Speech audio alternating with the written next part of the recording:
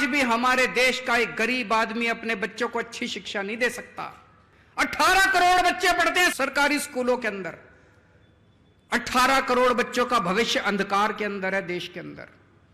पूरे देश में सरकारी स्कूलों का बुरा हाल है।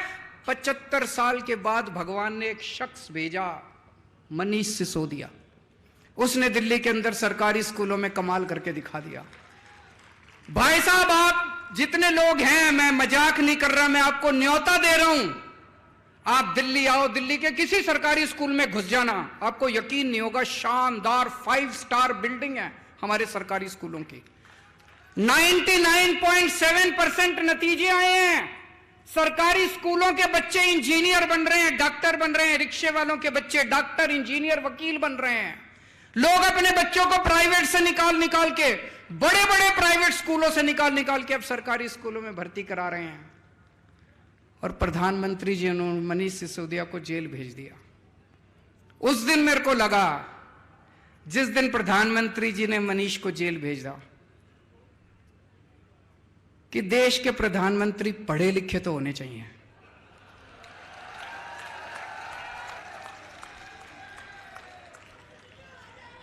होने चाहिए कि नहीं होने चाहिए?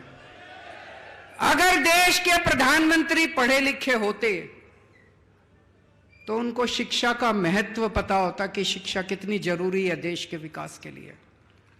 अगर देश के प्रधानमंत्री देशभक्त होते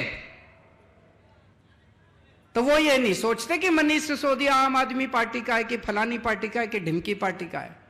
वो मनीष सिसोदिया जैसे शख्स को देश का शिक्षा मंत्री बना देते और कहते थे, जा मनीष सिसोदिया 10 लाख स्कूल ठीक कर दे अब तुम। पर हमारे प्रधानमंत्री जी ने क्या किया? ऐसे शख्स को उठा के जेल में डाल दिया। उस दिन मुझे लगा कि देश के प्रधानमंत्री पढ़े लिखे होने चाहिए। और भी बहुत जरूरी है प्रधानमंत्री को पढ़े लिखे होना। अगर कम पढ़ा लिखा प्रधानमंत्री होगा, कोई भी आके उनको बेवकूफ बना देगा। कोई आके बोलेगा, सर आप नोटबंदी कर दो, भ्रष्टाचार खत्म हो जाएगा।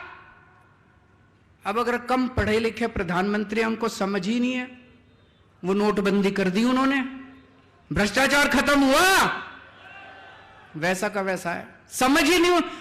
पढ़े लिखे प्रधानमंत्री होंगे, उनको अर्थशास्त्र की जानकारी होगी, विज्ञान की जानकारी होगी, टेक्नोलॉजी की जानकारी होगी, साइंस की जानकारी होगी।